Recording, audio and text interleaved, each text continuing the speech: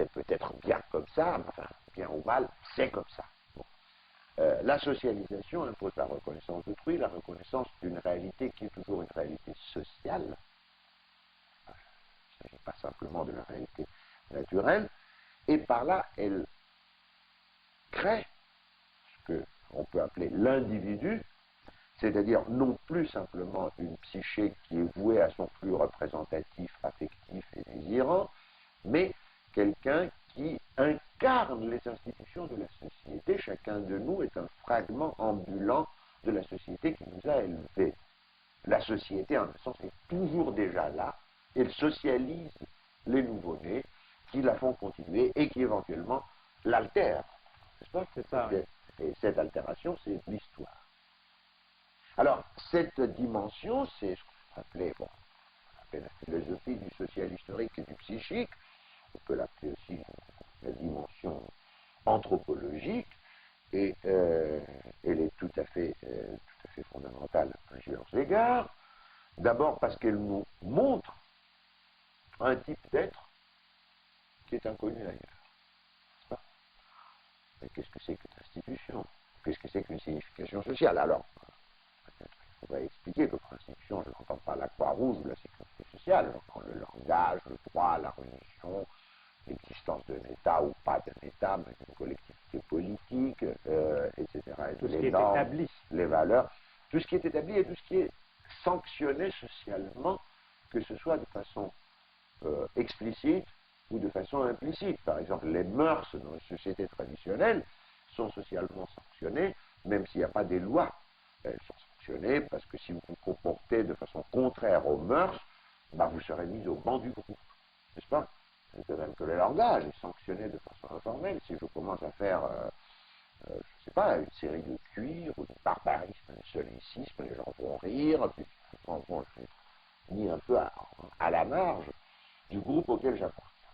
Il y a donc ce mode d'être de l'institution et ce mode d'être aussi particulier de la signification sociale. Qu'est-ce que c'est, par exemple?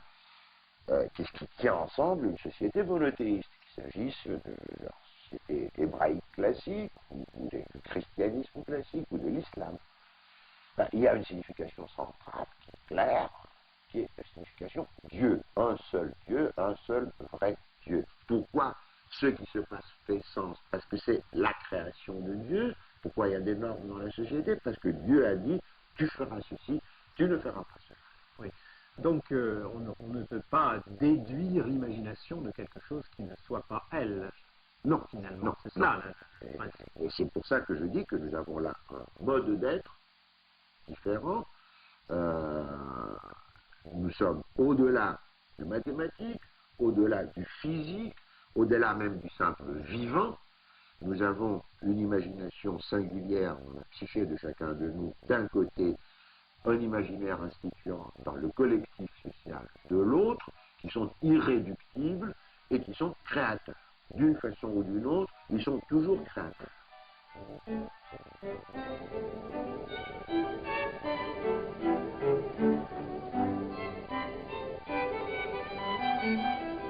Monsieur Castoriadis, vous êtes philosophe, et de plus vous êtes d'origine grecque. Aristote est peut-être le premier des grands philosophes à avoir posé clairement la question qu'est-ce que l'être? Voilà une question qui pour vous n'est pas vraiment séparable de la notion de création. Et pourquoi? Oui, je crois qu'on peut partir de ce qu'on disait déjà. Enfin, qu'est-ce que c'est que l'être du social historique et qu'est-ce que c'est que l'être du psychique? D'abord, ça se déploie sur un niveau d'être qui est inconnu ailleurs, inconnu en physique, en biologie, etc. Ce niveau, c'est le niveau de l'imagination et de l'imaginaire, c'est-à-dire des significations ou du sens pour la psyché, des idéalités, c'est-à-dire des objets qui sont extrêmement efficaces dans la société et ils ne sont pas perceptibles. Les gens se tuent pour leur patrie, ou se tuent pour leur religion. Bon, ça, c'est pas biologique. Pourquoi ils se tuent? On dirait qu'ils ont été dressés comme ça. D'accord, ils ont été dressés, mais ils ont été dressés en fonction de quoi? En fonction d'une signification, qui est la signification patrie ou religion, et en fonction d'un système de valeurs et de normes qui dit que toutes les autres valeurs sont subordonnées à celle-là et rien n'a de sens si, par exemple, je ne sais pas quoi, les musulmans ou les chrétiens envahissent, ou les juifs envahissent notre pays, nous obligent à changer de religion, etc. Bon. Alors, nous avons donc là un niveau qui est propre et qui est même substantiel, si je peux utiliser ce terme, puisque nous voyons qu'il est l'origine de processus. Il est cause. Il devient cause de choses qui ne seraient pas sans lui, n'est-ce pas? Cause originaire. Cause originaire, cause irréductible. Bon.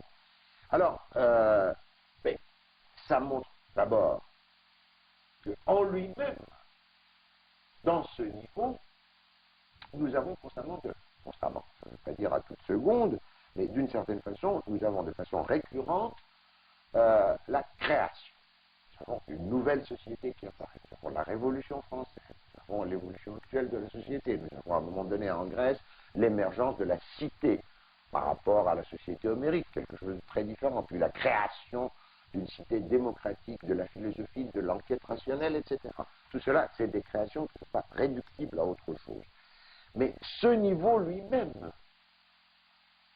nous ne pouvons le penser autrement que comme une création de l'être. C'est quelque chose qui émerge à un moment donné. On ne peut pas dire qu'en mettant ensemble toutes ces molécules, il y aura de l'humain, n'est-ce pas? C'est une condition nécessaire de mettre ensemble toutes ces molécules organiques, mais elle n'est pas suffisante. Nous sommes obligés de penser l'être autrement que de le penser la philosophie.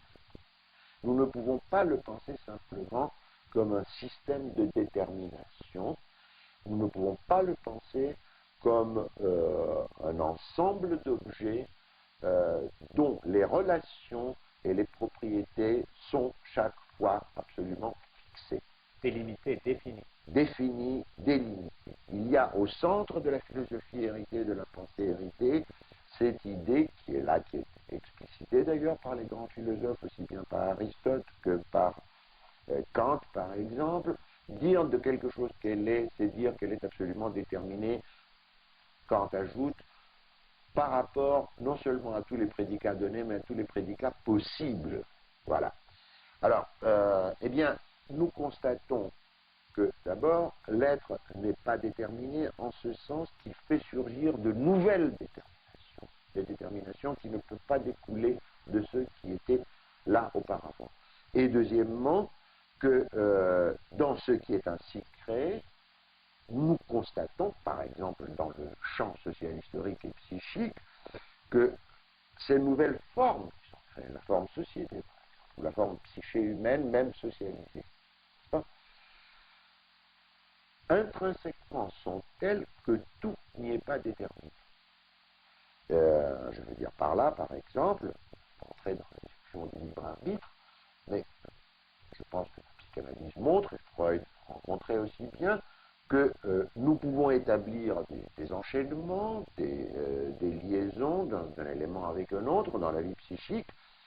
Nous ne pouvons pas expliquer littéralement pourquoi un tel a développé telle névrose ou telle psychose. Nous ne pouvons pas expliquer dans une cure psychanalytique pourquoi tel rêve vient à tel moment de la cure et pas à un autre. Nous ne pouvons pas interpréter intégralement un rêve. Il y a ce que Freud appelait l'ombilique du rêve, par où, disait-il dans une très belle phrase, les pensées du rêve se perdent dans la jungle de nos pensées inconscientes. Cela veut dire quoi? Cela veut dire, et là je prends encore l'exemple aussi bien du social historique que du psychique, que dans tous les domaines de l'être, nous avons une dimension qui est une dimension de déterminité, de détermination, sans laquelle on ne pourrait rien dire, et qui correspond à ce que j'appelle la logique ensembliste identitaire. Pourquoi logique ensembliste? Parce que, précisément, dans la théorie des ensembles, on voit cette logique à l'œuvre de la façon la plus claire. Un élément appartient à un ensemble, n'appartient pas à un ensemble. Entre un ensemble et un autre ensemble, il y a telle relation, il y a une application, comme on dit en mathématiques, ou il n'y a pas une application. Telle partie d'un ensemble présente telle propriété ou ne présente pas telle propriété. C'est une logique binaire d'une certaine